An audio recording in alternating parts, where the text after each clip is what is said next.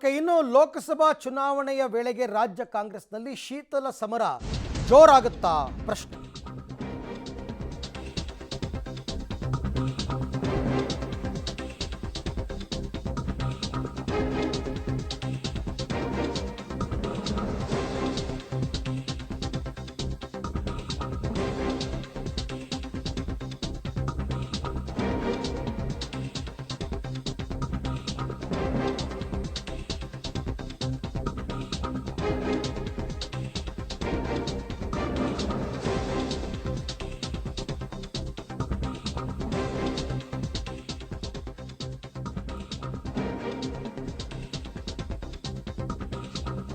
ಲೋಕಸಮರದ ಹೊಸ್ತಿಲಲ್ಲಿ ಕಾಂಗ್ರೆಸ್ನಲ್ಲಿ cold war ಶುರುವಾಗುತ್ತಾ?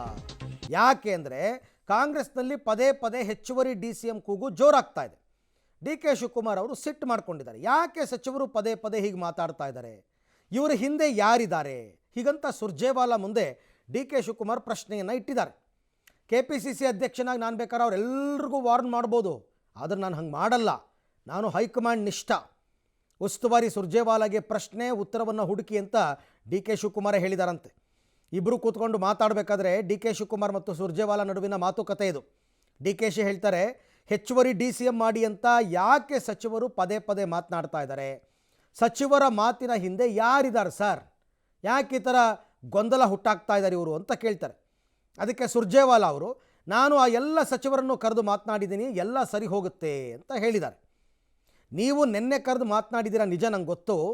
ಈ ಹಿಂದೆ ಹೀಗೆ ಆದಾಗಲೂ ನೀವು ಮಾತನಾಡಿದ್ರಿ, ವೇಣುಗೋಪಾಲ್ ಕೂಡ ಮಾತನಾಡಿದ್ರು, ಅವಾಗ ಹೇಳಿದ್ರಿ ಇನ್ನು ಮುಂದೆ ಮಾತಾಡಬೇಡಿ ಅಂತ. ಆದರೆ ಈಗೇನಾಯಿತು, ಪುನಃ ಪುನಃ ಮಾತಾಡ್ತಿದ್ದಾರಲ್ಲ ಸರ್ ಅಂತ.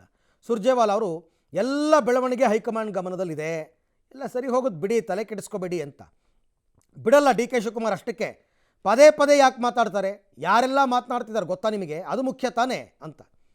ಅಂದರೆ ನಿಮ್ಮ ಮಾತು ನನಗೆ ಅರ್ಥ ಆಗಿದೆ, ದೆಹಲಿಯಲ್ಲಿ ಎಲ್ಲ ಸರಿಯಾಗುತ್ತೆ ಅಂತ ಸಮಾಧಾನ ಮಾಡೋ ಕೆಲಸವನ್ನು ಸುರ್ಜೇವಾಲಾ ಅವರು ಆಡ್ತಾರೆ. ಮತ್ತು DK ಶಿವಕುಮಾರ್ ಹೇಳ್ತಾರೆ, ಪಕ್ಷದ ಅಧ್ಯಕ್ಷನಾಗಿ ನಾನು ಎಚ್ಚರಿಕೆ ಕೊಡಬಹುದು, ಆದರೆ ನಾನು ಯಾರಿಗೂ ಎಚ್ಚರಿಕೆ ಕೊಡಲ್ಲ, ನನ್ನದೇನಿದ್ರೂ ಹೈಕಮಾಂಡ್ ನಿಷ್ಠೆ, ಸಮಸ್ಯೆ ಬಂದಾಗ ನೀವೇ ಬಗೆಹರಿಸಬೇಕು.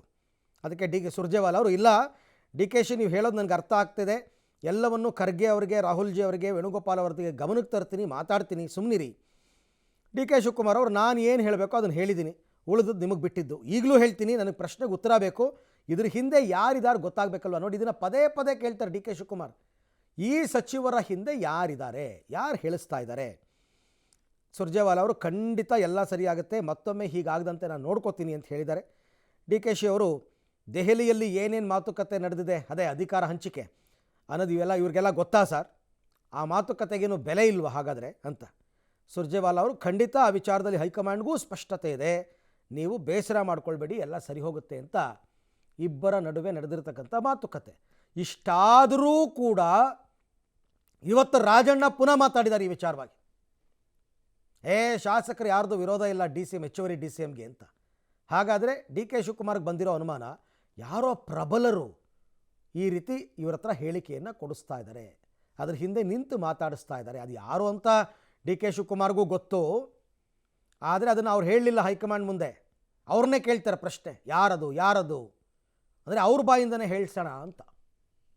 ಅದು ಇಲ್ಲದೆ ಹೋದರೆ 35-40 ವರ್ಷ ರಾಜಕೀಯ ಮಾಡಿ KPCC ಅಧ್ಯಕ್ಷರಾಗಿ ಅವ್ರಿಗೆ ಗೊತ್ತಿರಲ್ವಾ, ಗೊತ್ತಿರುತ್ತೆಲ್ಲ.